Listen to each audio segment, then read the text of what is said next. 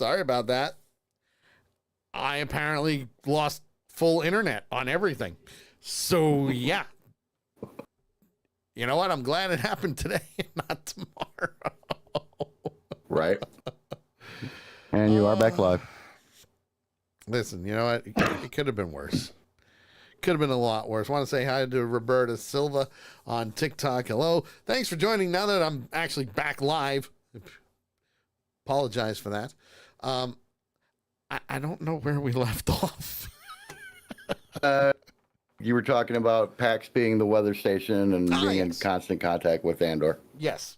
And also, and like I said, they figured it out that the Empire is pulling all the strings. Their propaganda and twists and tales and all that stuff basically got them to do what they wanted them to do, hook, line, and sinker.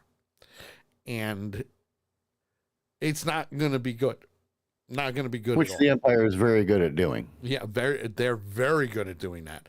They are huge propagandists. And again, a lot of similarities to some of the things that we've seen over the last 15 to 20 years here in the United States. Very similar. But, and I stress the but, you know it's going to be that point in time because something has to spark the rebellion. Andor is still going to try and take out Miro. But we also have a little situation with Miro's lover, Cyril. Yeah. Cyril Karn. And boy, was he a little angry with things. Well, and the question was, is he angry because he realized he was being used? Or is he angry because what he sees is about to happen to the people that he's gotten close to in the rebellion? Because it happens all the time. I would say that he is angry at both. For the mere fact that Miro used him, still fell in love with him, because she even said that, and even told him that when it's time to leave, you leave when I tell you to. Yeah.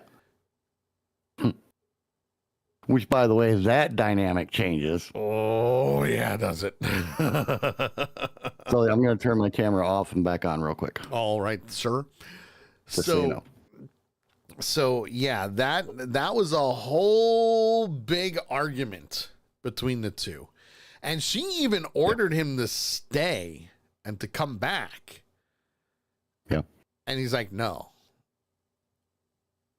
Like, I mean, he'd been on Gorman for 3 years.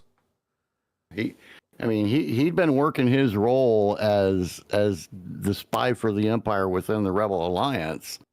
And the Gorman resistance. Or the resistance, I mean.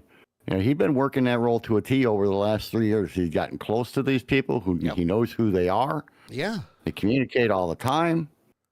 Some of them. And everything. He's played that role perfectly. And that's why I say, you know, has he kind of started to identify with what they're talking about and what they're trying to do? I think so. Only because he does rush, and I mean rush, to the hideout, or at least one of the hideouts, the meeting places that they have, to warn them. He sets an Empire record for speed walking. He really does. This episode. He really does. And he goes out. He goes there to warn them not to go out there. This is what's going to happen. They are going to kill you. The Empire is good at this. He tried warning them. and they didn't listen. Yep. Not only did they not listen, but they stormed the town center. Gorman after Gorman flooded the area. Right. And before they did this, the thing that kind of clued everything off, especially for Andor, was they took all of the barricades that they had up on the far side of the memorial there in the town, in the square, and moved them. And moved it all back to the entrance to where they were. They fortified their entrance. Yeah. You know, Connor says that Cyril is such a tragic character. The fact this show can get me to sympathize and to a certain extent root for someone like him is a testament to the nuance of the writing. Right. I would add to that, and the directing. Right. But yeah, I agree. They made Cyril so human. Because think about it. How would you react in that type of situation? If it doesn't matter who you are. If you were meeting with somebody, you became lovers with somebody, and you were doing a job, didn't matter if you were a spy or not, and you got close with certain people here and certain people there, and the Gormans, that's their planet. You work with them closely every day, and now you find out that the person that you're with is going to be the catalyst for destroying and killing your friends. Ooh, And you also look at the way that, you know, he was treated by his mother. Sure. You look at the way that Miro treated him. This is the rise and fall of Cyril, but also, again, he's still part of the Empire. Mm. He's still an Imperial officer. Yeah. Doing his job. I mean, when he attacked Miro. Oh, that was, oof.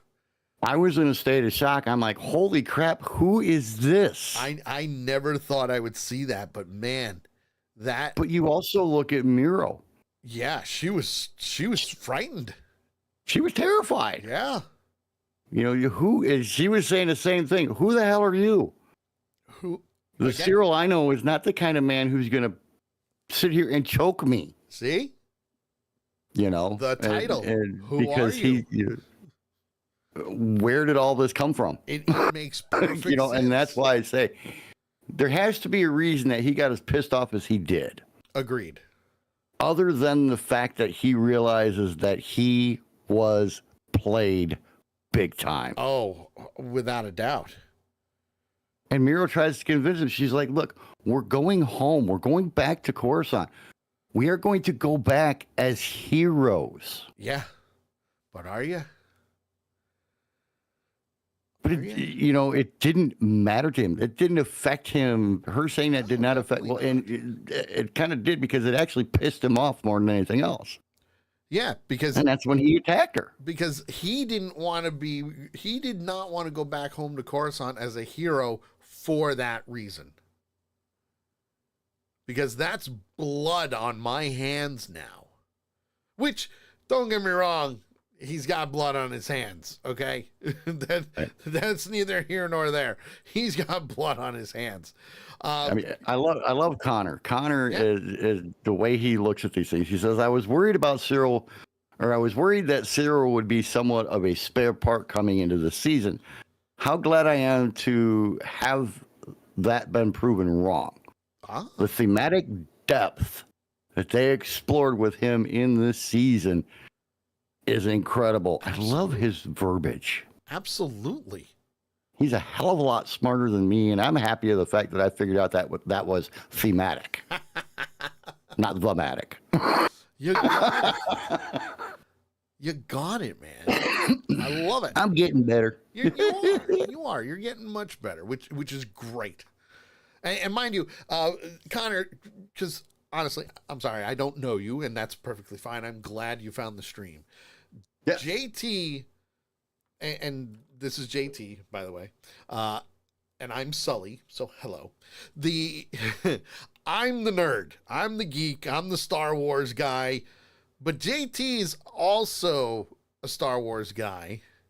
I'm getting there. But he's getting there because of partially me, but he's also had this background a little bit, but not in detail. Yeah. Not in this much detail. He has And I'm come loving so far. He really has. He's come so far. But he is the outside perspective. I am the Star Wars perspective. That's why we call ourselves the geek and the redneck. The geek and the redneck.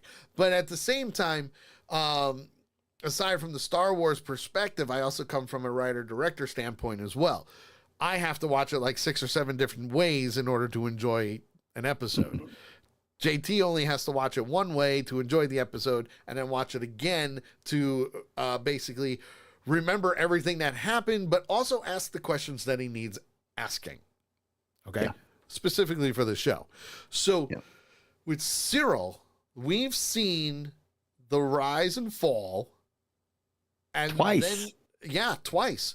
Only this time with Cyril on Gorman, personally, I think he has grown to be a stronger person than season 1. Yeah. I mean, you look at the way he acted in season 1 as the guard command and all that. Yep. And even though he was in a command position, he was still kind of squirrely. Oh, yeah. You know, he wasn't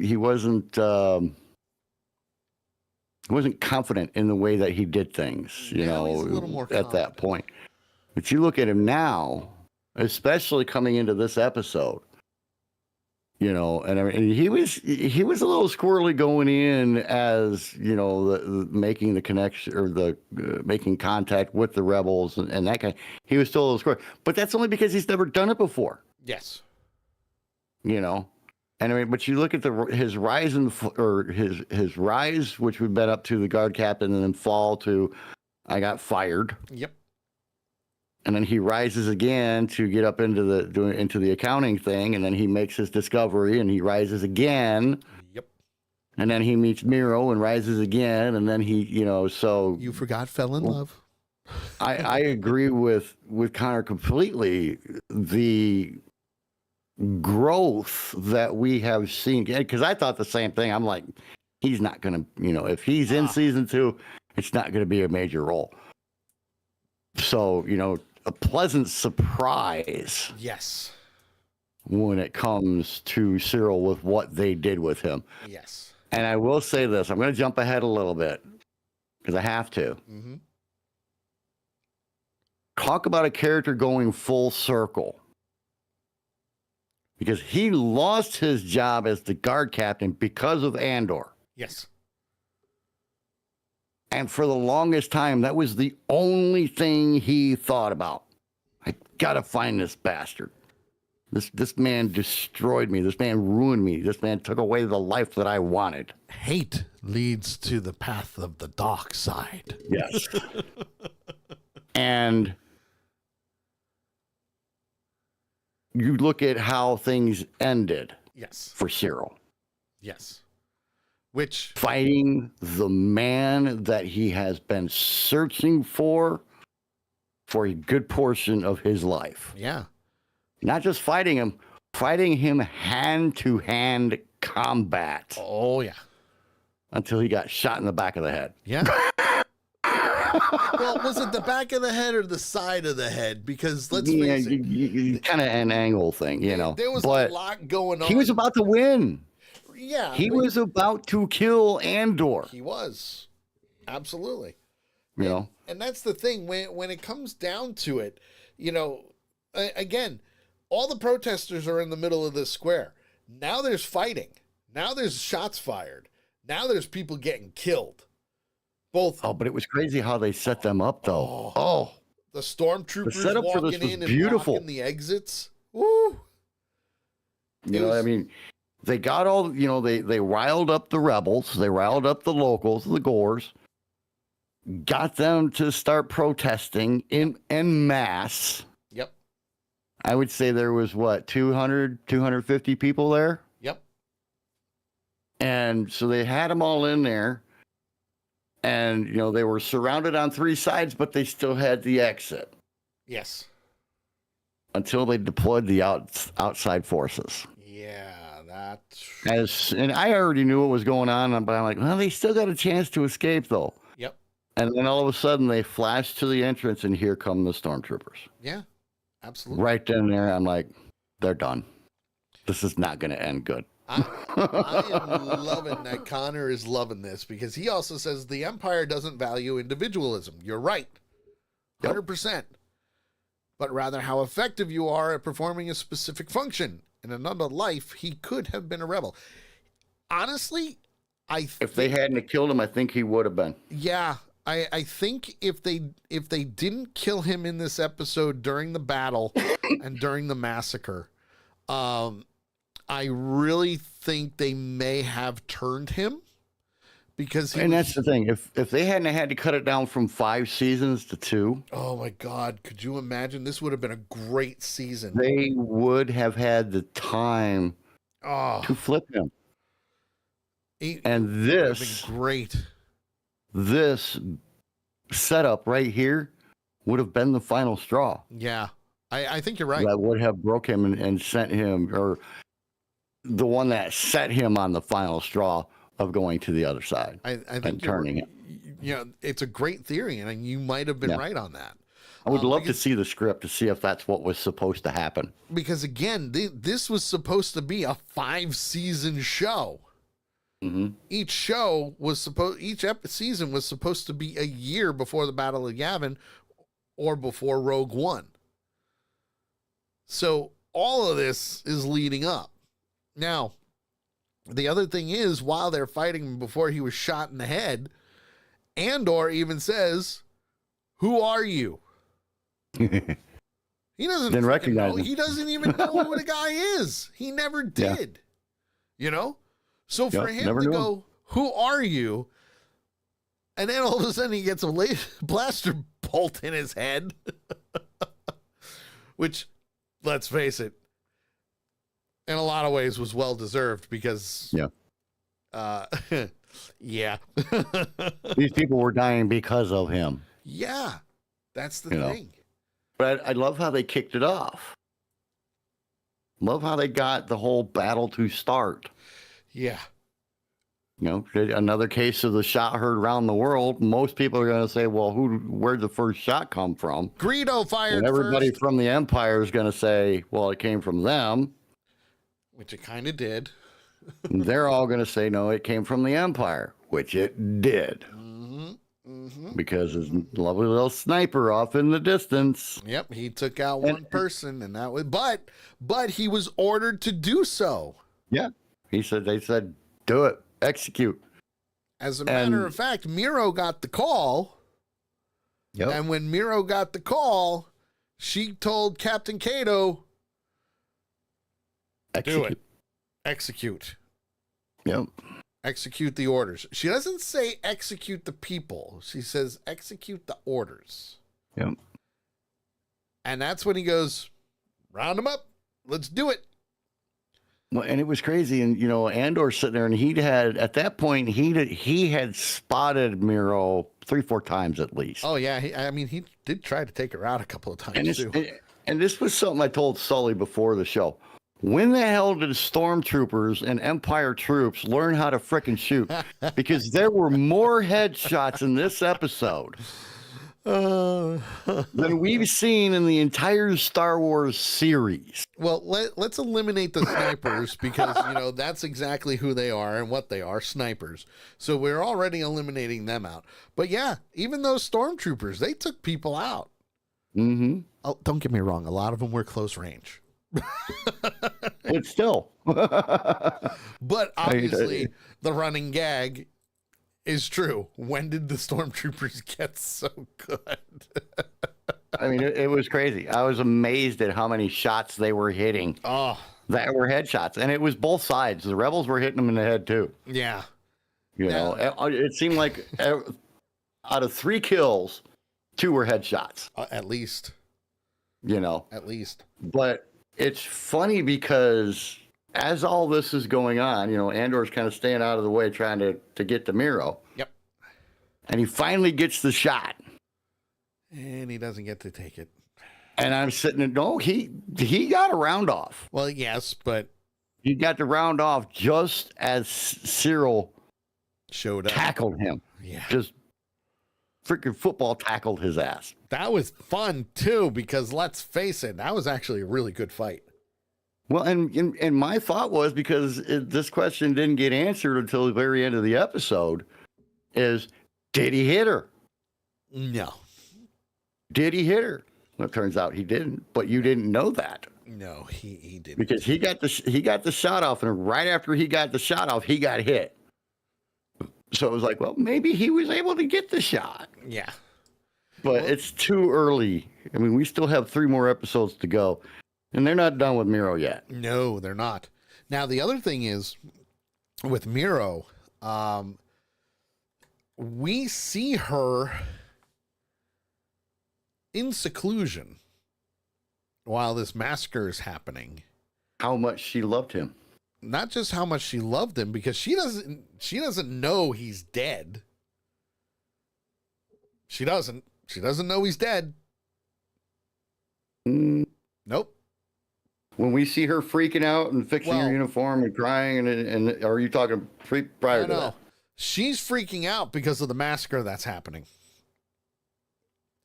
Because I think it could go both ways, because it is afterwards. So she would have had all the reports of who had died and everything else. I personally, myself, I think she knows he's dead. Yeah. In that scene where she's freaking out, trying to get herself back under control and everything else, I think she's losing it, partly because of the massacre that just happened. Yeah. But mostly because of the fact that she lost a man that she didn't realize she loved as much as she did. She actually loved him. I mean, that's how I saw it as, the outsider. Him. But again, it came down to the massacre. Yeah. It really did. It came down to the massacre. Connor says, the thing that I think makes Andor feel so real is that all the minor characters are given some kind of characterization. It makes the world feel so alive. Yes. Yes. And they have been doing that with everything that they've put out. This show was so well written. And even JT and I agree that, season 1 kept you going. It was that nice uphill climb, but there was still everything that kept you interested. This season, don't get me wrong, started off a little slow. Yeah, but it was good. But it was still enough to keep you going. Now we're at the turning point. Now we're at the part where we're going to be buckle up. Let's go for this wild ride, because now, after the entire massacre is almost over, now everybody's escaping. They're trying to get to safety. Andor and Pack are now out of the center of town. They're doing what they need to do to get out of here.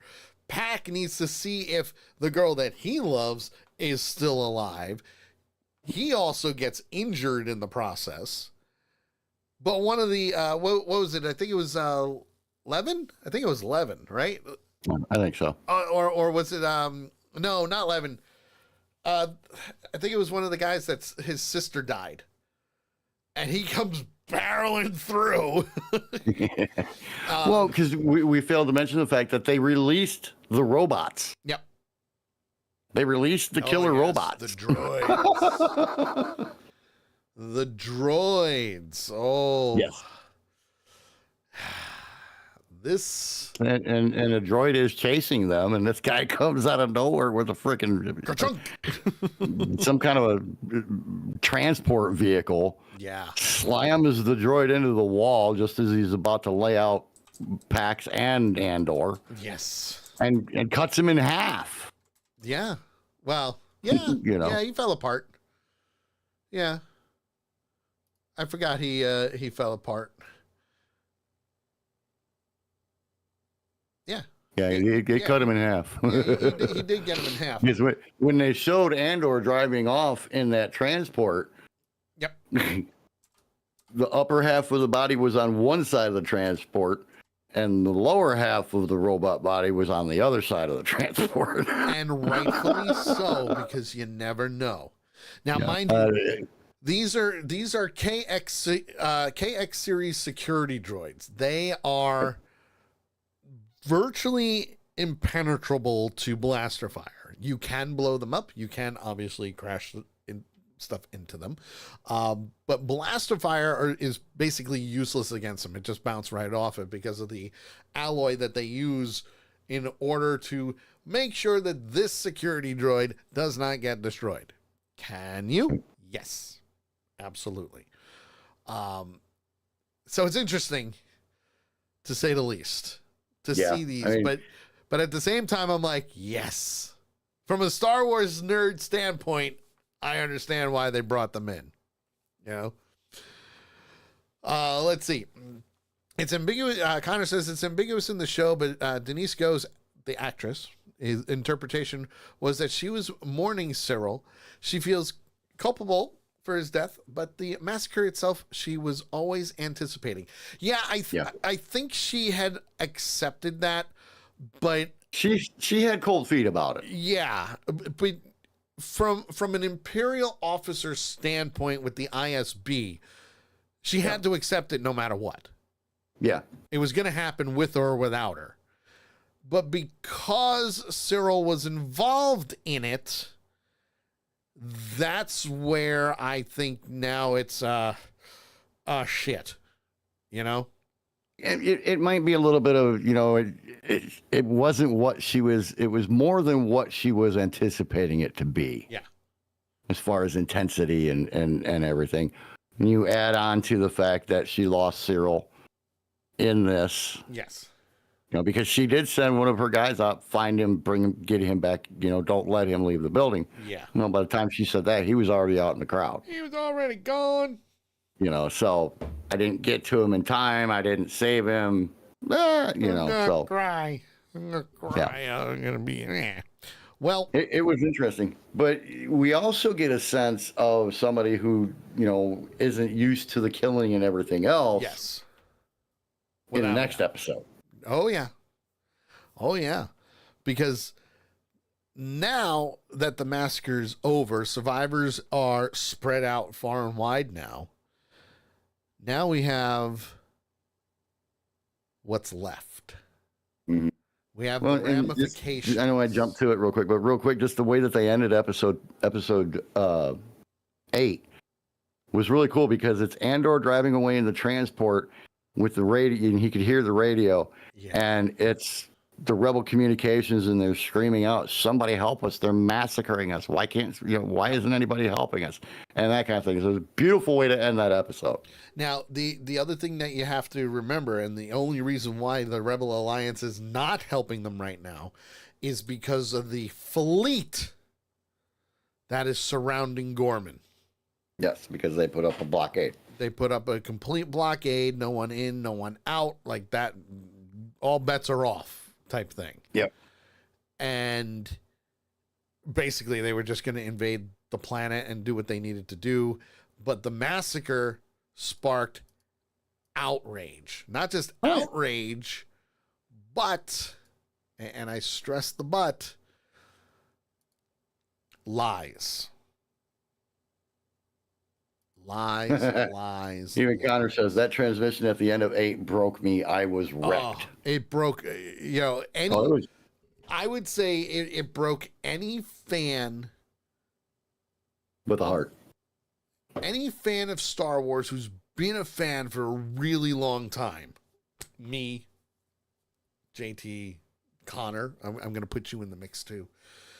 Think about it. How many times was that kind of radio call actually made throughout the Star Wars series? Exactly. It's not the first time. No. And more than likely, it's not going to be the last time that kind of call is going out. But it felt more realistic. Because, again, I'm comparing it to Tiananmen Square. Mm-hmm. That was a massacre. They haven't had the closeness in any of the other episodes like they have here, where you're actually seeing the full massacre. You're seeing the build up to it. You're seeing the full massacre happen, and now you're seeing the aftermath. One thing after another, and the aftermath is woo boy. If that doesn't get to you, even if you don't like it, if it doesn't get to you, you're not human. What? Yeah, yeah, and this was interesting because the aftermath. Oh man, let me tell you, the Imperial Senate was in such an uproar because they didn't know what to believe. And don't get me wrong, most of the Senate was backing the Empire. Mm-hmm. More on the other side, however, they know the truth. Right. They have testimonies from survivors. They have people who were there. Obviously, they're being protected because, let's face it, if they found out that there was a survivor on Gorman out there, they would kill them instantly because that's what the Empire would do. Yeah. So now No you witnesses. have the aftermath. How do you handle this? This is where the political arena comes in. Because Mon Mothma, who we find out, well, we don't really find this out. We kind of knew that her limo driver was working for the Imperial Army. He was a spy. Yeah, he was a spy. And she was specifically withholding information from him to begin with. She has decided that she is going to use that time in the Senate to speak out.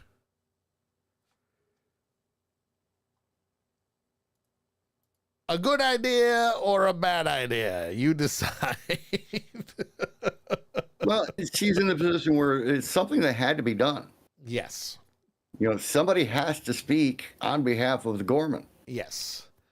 And that was the thing. The senator of Gorman was arrested. Mm-hmm. He was arrested and kicked out of the Imperial Senate for speaking up for his people. No bueno. No bueno. Is the Empire trying to suppress anything about Gorman? They're trying to hide it. They're trying to cover it up. They're trying to say it never happened. Their news outlets are doing the same thing. Well, and they're, as usual, they're trying to blame the Gorman for it. It was the Gormans that started the attack. Right. There was one senator that was saying, I lost people from my country in that war or in that massacre fight as well, and how do you feel when you lose somebody and blah, blah, blah, and all that good crap, So, you had the massive cover up and the blame it on the other guy. Yeah. Oh, yeah. Tactic from the Empire in full effect. All over the place. Now, the other thing is Luthen Rael is at the point where he's like, okay, we need to get Mon Mothma out of here. Yep. Because it's not going to be good. Your speech. It's not going to be good. And the thing with that is, who was it? Again, it was Dasiorin. He's the senator for Gorman. They arrested him because of the Gorman massacre, saying that he was the one that started it. Right. He was the one that told them to do it. He was this, he was that. And obviously, it's not true because he was asking for help. Right. Like the Imperial Senate, he needs help. These are our brethren, So that was another victory, if you think about it, for the Empire to get rid of Gorman off the map. Yep. No senator, no planet, no senator. Boom, done, gone. See you later. Yep. And he was begging for help. Mon Mothma was one of the two that would be willing to step up, but the other person was Bail Organa. Now, yeah, and he bailed. Well, he bailed for a reason, though. Yeah. He did it for a reason. Okay. He says he did it for a reason, but well, he did. He did. I know. Because he was playing the long game. Now, obviously, karma catches up to him to begin with anyway. We know this. But that the Gorman massacre even helped him do the sort of right thing. Now, he did have people willing to get Mon Mothma off planet to help her, to keep her alive, because it was not going to be good. Right. At all. You need to leave immediately after your speech. And you cannot look back. I will have people waiting for you at this gate. Do what you need to do. Now, Rael, on the other hand, is saying, you can't go with those people. You need to go with my person. You're going to need to leave. We're going to need to get you off planet fast. Because it's going to be hell or high water. They are going to arrest you or they are going to kill you. And you need to get off planet. Do not trust the people that he has. Do not trust anybody but my friends. And he even says, the term you're going to hear is, I have friends everywhere. Which we've heard that before. Yep. We've heard that before. Well, yeah, and the other thing was, is that, you know, they had figured out, they found a bug in Mon Mothma's office. All the senators' office. Well, not all. Some, yes. Some of the senators, not all. The ones who were not entirely ones that they were loyal. suspicious of. Yeah. So, you know, the question is, you know, how long has that bug been there? Long time. Because she's talked about a lot of shit in that office. Yep. Long time. So it's like, you know, are they just building up evidence against her, or had they just not caught anything yet? You know, kind of thing. So it was interesting, but then, you know, they found it and they crushed it, and, you know, back at base control, they're like, well, what do we do? You know, for some reason this bug has quit working, blah, blah, blah, blah, blah, you know. Yeah. It's all going on at the same time, you know. And it just goes to show you how deep it was and how much the Imperial Senate was being spied upon by the Emperor. You know. And if you think about it, he knew. He knew people were not loyal to the Empire. Oh, yeah. At all. And then, you know, I mean, you look at it and, you know, they were able to get in people inside of the team that was supposed to help her, the 3-man team that was supposed to help her get off the planet. Sure. From the, you know, from the other senator and everything else. Didn't work. You know, and it's like, wow, you know, this, you wouldn't think that they were as deeply coordinated as they were. Yeah. Even though it's the Empire, there's always been gaps in the Empire. Big time. But it didn't seem like there was really any gaps in this. No. Because they had spies everywhere. I mean, they had, her driver was a spy. You know, she thought the guy that was her assistant was a spy. Well, he was, but for the good team. Know, but for the good guys. You know, but she was convinced because of what Rael had said. Yeah. Well, that's why that he wasn't, and that's why she fired him. Yeah. She literally told him, get out. And you're dismissed. He was like, immediate. You know, he said, it's been an honor. Yep. So you know, there you go. There's your faith right there that, you know, you're throwing it out the window, which is perfectly fine. You know. Well, and even though she, you know, fired him and kicked him out the door, he still came back to save her. Yes. So, you know, tells you a lot.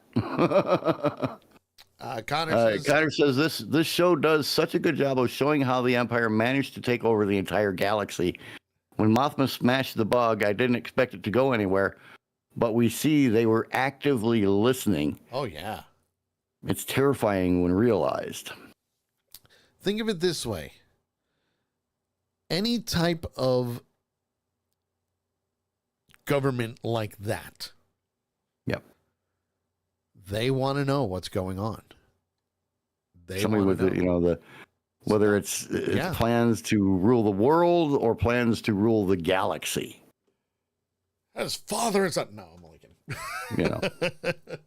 And everything. But I mean, it was really good. And I love the part where she's doing her speech.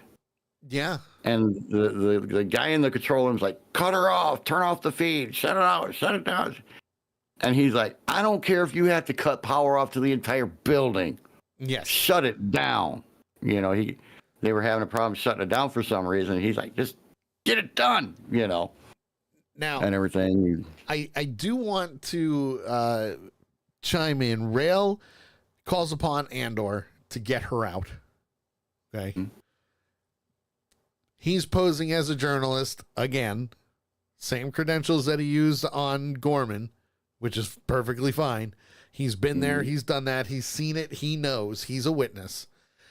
And the one I wanted to read this. So this is direct from her speech, which is called the Declaration of the Rebel Alliance. And toward the end of the speech, before the feed gets cut, she blames Emperor Palpatine, and she does it this way. Specifically, I name the Emperor himself for ordering the brutal attacks on the people of Gorman. Their peaceful world is one of countless systems helpless under his aggressive rule. This massacre is proof that our self-appointed emperor is little more than a lying executioner, imposing his tyranny under the pretense of security, which we cannot allow this evil to stand. And I went, oh, she's going to die. And now you know why she had to leave. But at the same time, because of that, now obviously we know Mon Mothma does make it all the way up until Return of the Jedi, at least that we see. But it was one of those things that the first reaction is, oh shit, she gonna die. She gonna die. Connor says the ISB's stress over the speech goes back to season 1. Yes, it does. Neil's manifesto, the quote, authority is brittle, it leaks, it breaks. And also in the prison, Andor says power doesn't panic. Very true. Very true. You're dude, nailed it. Nailed it. He could almost be a third member of the crew. Right? Now, the other thing is, she's got to get out of there. The Imperial Senate building is huge. Her car is way over there. Mm-hmm. And the dock that they need to get to is way over there. So she was told to go to gate 9 by Bail Organa. Not only was she told to go there, but she was also told by Rail that I'm going to send somebody to get you out of there, and they are going to say that they have friends everywhere. When you hear that, go with them. Yeah. And Andor says, we need to go to the warehouse. We need to go here. We need to go here. No, we're not going there. I have friends everywhere. And when she heard that, she just went with him. She froze. But he's like, we got to go now. Yep. And he gets her out. Almost had a little bit of a scuffle outside the elevator with the two of the three that were bringing her to gate 9. Because one of the three killed another one of them. Yep. The girl. Yep. Don't mess with the girls, man. I didn't trust her from the first time I saw her, though. She had a little... Just because of the way she carried herself and her attitude. Yeah, like it was a little it was too stiff. It was a little different, to say the least. Yeah. It wasn't like everybody else. There was just something about her. I was like, yeah, I don't trust her. Something ain't right here. Something ain't right. But she's checking in, and the guy catches her. So she knocks him upside the head and then presses a blaster to his chest and blows him away. Well, She's like, I need orders. She got her comeuppance too, so that's a Oh good yeah. thing, you know. She got blasted. Well, and that's the key thing. One of my biggest takeaways from this episode. Yep. Was on Mon Mothma. Yes. Mon Mothma is a person who has always worked for the Rebel Alliance or the Rebellion, however you want to say it. Well, you got to remember, she was a senator for the Republic. Right. But she has never been in any kind of combat situation. No. And that becomes truly evidently clear after Andor shot the spy. Yeah. Because she revealed herself really freaking quick. I mean, really did. That fast. She's like, oh, pulled her gun, you know. You're going Andor shot her, and as they're running away, she's like, you killed that woman. Yeah. And she was in total shock. She's like, you killed that woman. You shot her. And then they're heading towards Mon Mothma's car. Yep. And her driver had actually come up the steps and was he wanted to see what was going on. Mm-hmm. And she tells him, that's my driver. And no, he's a spy as well. Yeah. And Andor's like, well, what's his name? And then he says his name and just blam. And again, she freezes. Certainly does. He literally has to grab her by the hand and pull her. Yep. To get to the car. Now, Connor says when they introduced the 3 members of Bale's team, when they're going through the security, they play a musical sting over each one of them. Her sting was slightly different than the other 2. I'm going to have to go back and watch that now and pay attention because I didn't hear that. Didn't catch that. Yeah. But very subtle. It must be a very subtle thing. Listen, sometimes, like you said, it's great detail. Sometimes that little detail can change the way you see and hear things. So I mean, maybe I caught it and didn't realize it. It's possible. I mean, I kind of knew just from the way she looked, but yeah, yeah. She had beady little eyes. Well, the way she had her hair. Also true. Tied back. You look at the way she has her hair, and it's like every other person in there that has their hair. Yep.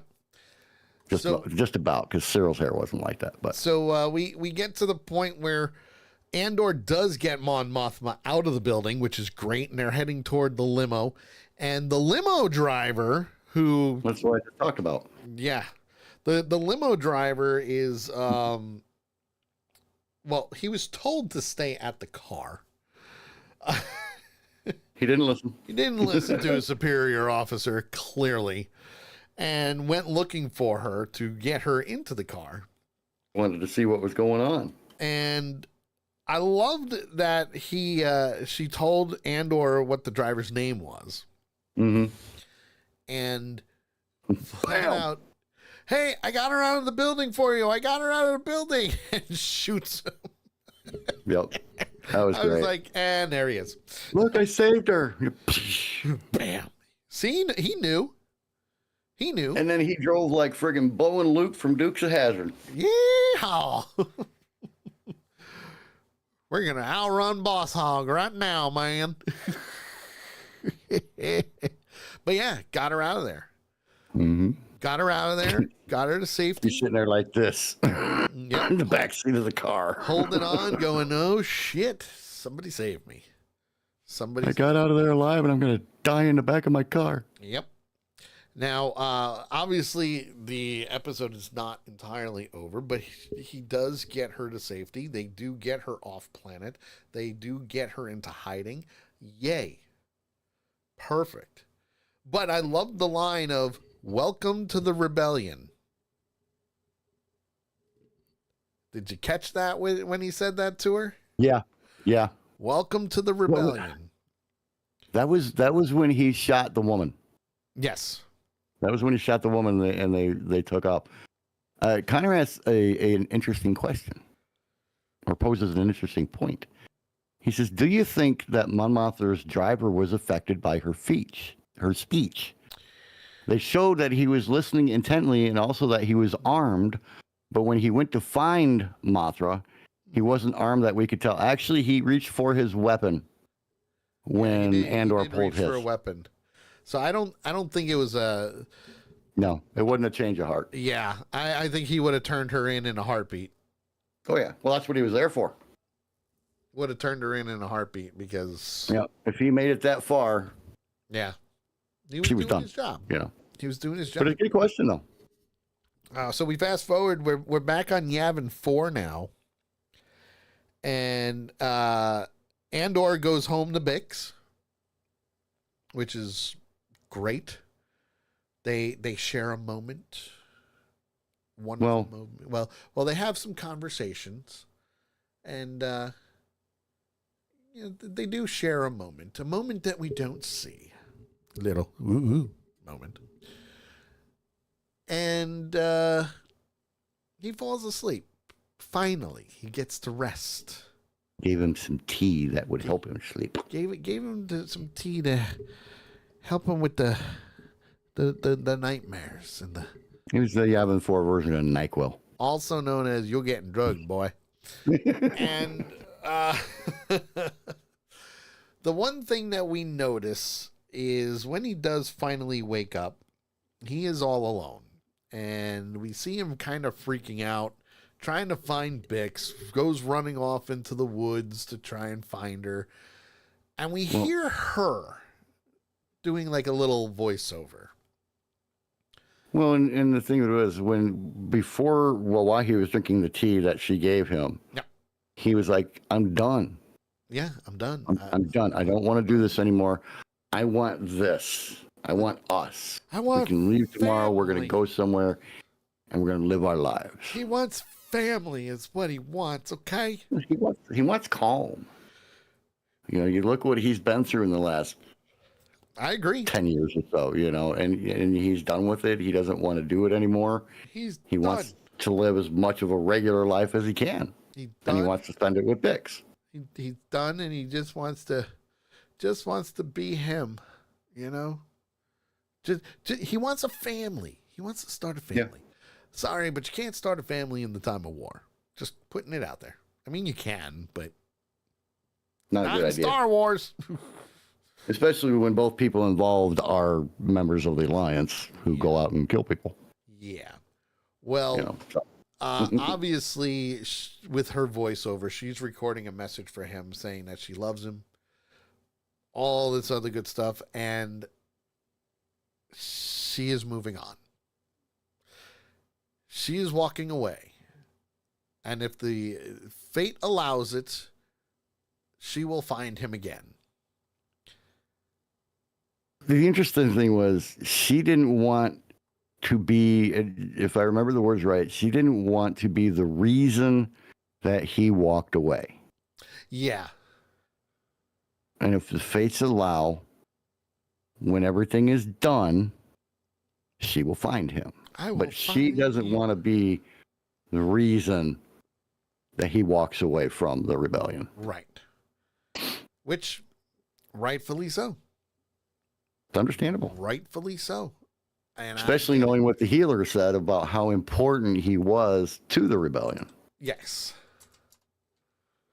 Which, let's face it, don't get me wrong, she needed to do this. But I think she could have done it a little bit of a better way, because that's kind of like breaking up over a text message. I'm just putting it out there. I think it's one of those things where if she would have tried to do it in person, she wouldn't have been able to do it. Yes. Because their tie is, their ties to each other is very, very strong. Oh, without a doubt. We've seen that, through both 1 and 2. So this is the only way that she could do it. Yeah. Well, we see him finally end the message. He puts the tablet down and he goes back out into the woods, and he actually walks to the base, the temple base. Well, once. And when he's outside the temple base, obviously we see General Draven again. He is talking with him, letting him know all these other things that are happening, and also letting him know that his droid that he brought in for repair is now fixed and ready to be turned back on. Mm-hmm. And remember, this is a killing machine. Yeah, this is a killing machine, and you might want to step back and put goggles on. And meanwhile, Andor's like, why? He took the guy's gun. He's like, I'll take your gun. Takes the gun. He's like, all right, go ahead, start her up. So when it comes down to it, yeah, they power K2SO back up. And I can't remember, did they actually give him his name, K2SO, in this? I don't think they did. No. I think he just said, I'm sorry if I frightened you or offended you in any way. And it's like, I would really appreciate it if you point that thing somewhere else. Yeah, can you point it somewhere else? Yeah, because I don't want to be killed, Yeah.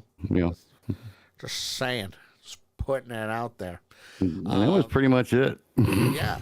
And Connor's very excited to see K2 next week. Yes. K2 is going to be awesome when he comes down to it. Because let's face it, one of the greatest voice actors ever. And actually, Connor, you mean tomorrow? Yeah, tomorrow. Because the new episode does come out tomorrow. I want to thank my Aunt Kim for sending me some gifts. Thank you. I saw that you joined the live. I apologize. We were in the middle of a conversation, so for those that are watching everywhere else, I am live on TikTok as well. You can follow me at The Sully Show with underscores in between everything, and that's a whole nother ball game. So, K2 is going to be a prominent role in probably the next 3 episodes, because that's all going to lead up to Rogue One. We're almost there. We're almost at the home stretch.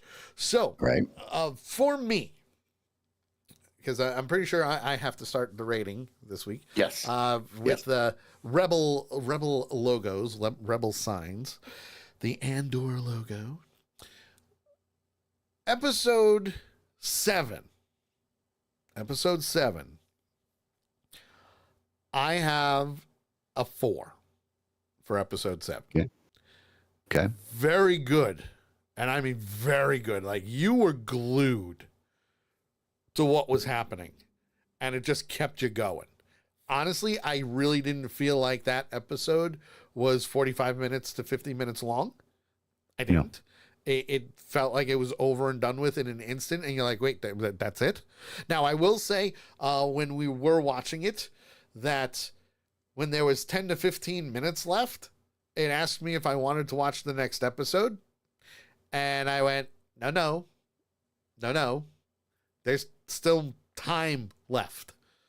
And I'm glad I didn't hit next, because that was a big gap. Yeah. And it did it for all 3 episodes. Episode 8, The Massacre of Gorman. Holy crap. That, to me, is a 4.5. That's all? I wanted more. I really did. Like, I wanted to see more. As sick and sadistic as it is, I wanted to see more of that massacre. I wanted to, and it's not from like just the massacre standpoint, from people being shot and killed and all that in the square. I wanted to see more fighting back and the escape. I just wanted to see a little bit more. It was almost a 4.75, but I just wanted to see something. Just I can't put my finger on it, but it was missing something.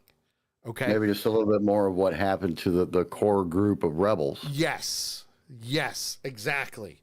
The ones that survived and made it off world. Like I wanted to see something, Right. Okay. As for episode 9, I'm going 4.95. It was almost a 5. Wow. But that That entire episode, the aftermath of the massacre, plus the spy shit that was going on, like, you name it. Like, you knew this is the one. This is the one where all hell is about to break loose. And we haven't even seen all hell break loose yet. Right. I mean, when you title the episode "Welcome to the Rebellion," yep, tells you a lot. So that's where I'm currently at. 4.5, and 4.75. We were almost there. Almost there. What about you? Episode 7. And I will say this: we've been talking all the way from episode 1 through episode 6 how we can feel that we're sitting there for 45, 50, 55 minutes. Yes. For every one of the episodes up to this point. Starting with episode 7, it didn't happen that way. No. I mean, they definitely, the timing and everything definitely ratcheted up. And it started with 7. 7, I'm at a 3.3 or a 3.75. Okay. All right. Episode 8. Hang on a second. I got to snooze the commercials. Yes. Episode 8 was the best episode by far of the series to this point. It revealed to you everything that you had been wondering about as far as exactly what the Empire was doing. Sure did. How they were going to do it, why they wanted to do it, and everything. Yep. I'm at a 4.75. Nice. For episode 8. Nice. I agree. It would have been nice to see a little bit more of what happened with the core group of rebels. It was like, it was missing that one thing, and I just can't put my finger on it. Yeah. I mean, a couple of them you saw go down. Yeah. A couple of them, they made it very specific. The one lady that got caught by the robot got thrown across the square. Oh, shoot. You know, I mean, that was a rough way to go. Yeah. But it was a really good episode. And to be honest with you, it was nice to finally see some real fighting. Yes. I hate to say that. I know it sounds kind of morbid, but you know, they've been building up to this thing for 7 freaking episodes. Yep. Do something already. Yay. I'm going to throw a Gorman across the plane. That'll work. Whee! So 4.75 for episode 8. Yep. Episode 9, I'm kind of torn on. Ooh, torn. I like it. I'm stuck between a 4.25 and a 4.75. All right. The suspense, the excitement in there, the excitement in the air was biggest in this episode. Yes. You could feel the electricity in the air, you know, from the beginning of the episode. Yep. It was missing something. I can't figure out what it was, but it was kind of like you were with, you know. Yep. With episode 8, there was just something missing. I don't know what it is, but I'm gonna go with 4.5. I'm gonna go right in the middle. All right, perfect. I loved the escape. I loved the fact that Rail let her know, look, whether you believe me or not, the people that you think you can trust, you can't trust. No. Maybe not the individual, but the people around them. Yep. And the people around you. So, you know, and the fact that he sent somebody who could give her a code that would let her know that this was his guy, and he is the only person that you can trust. Absolutely. And he will get you out of there. And he did. He did it in a very roundabout way, but that's because they had, you know, they couldn't go to Dock 9 because that's where, you know, the bad guys were. Yep. They couldn't go to the warehouse because the rebel troops cut the warehouse off. So what do? You adapt, you overcome. Hey, let's go to the car. And they got him off planet and everything else. The one thing we didn't talk about in episode 9 was that Pac was there. When the place, where Bix and Andor were hiding in the very beginning of the series. Yep. Was the apartment they went back to, and Pac was there with the girl that he was in love with from the group. He survived. Andor told him, get him ready to go, take him to where everybody else Take is. him to the Avon. I have something I have to take care of. Yep. And then, he went on his way, did his thing, and then he went back to Yavin, and that's, when the whole Bix and Andor conversation happened. Yep. So that's where I'm at. 8 and 9 were the best 2 episodes of the series so far. Hands down. Now, here's what I'm itching to see. Mm-hmm. We got 3 episodes left. This was said 3 different times. 3 different times. Yeah. 3 different times from the time that they got her to the safe house to the end of the episode. Yep. That Mon Mothma is going to make a speech. Yes. I want to hear this speech. So that speech, I want to hear this speech. That speech is the declaration of the Rebel Alliance, which is actually on, hold on, because I believe... No, I want to hear it in the next 3 episodes. I don't want to hear it somewhere else. I want to hear it in this episode. Or in this series. You're not going to, because the declaration of the Rebel Alliance is a part of Rebels, Star Wars Rebels, because she makes it from the Ghost, which is the ship that the cast of the Rebels takes place on.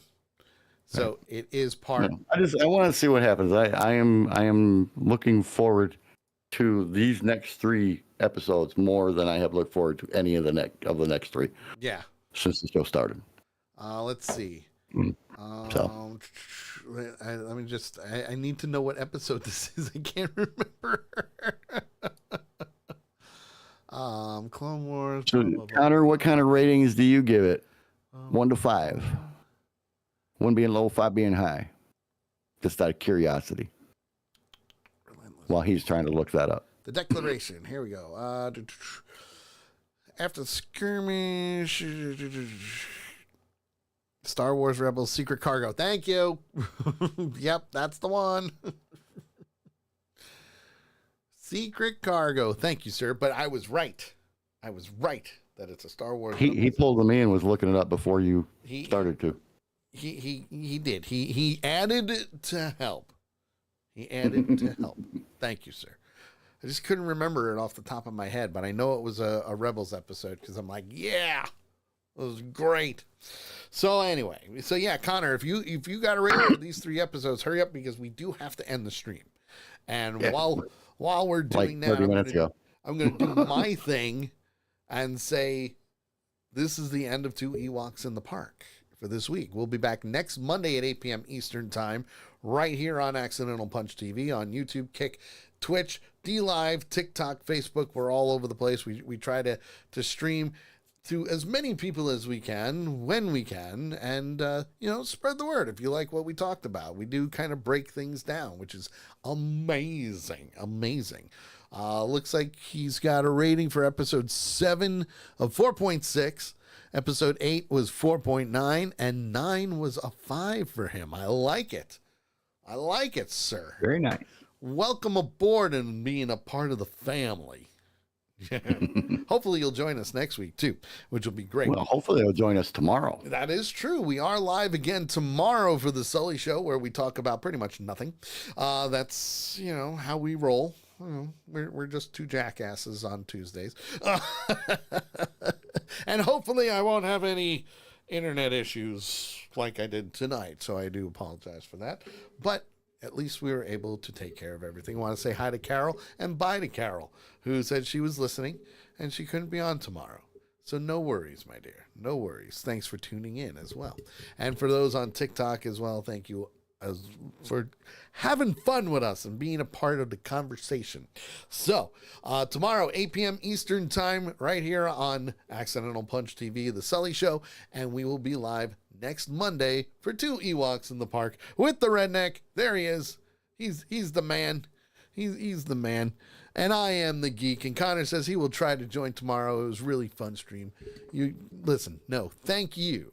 Thank you for being a part of it. Because we like having conversations with people who've watched the episodes and have fun with us. That's what we do. We crack jokes and have a good time. So that, my friends, is the end of 2 Ewoks in the Park for this week. We will see you tomorrow for the Sully Show. And as always, may the Force be with you.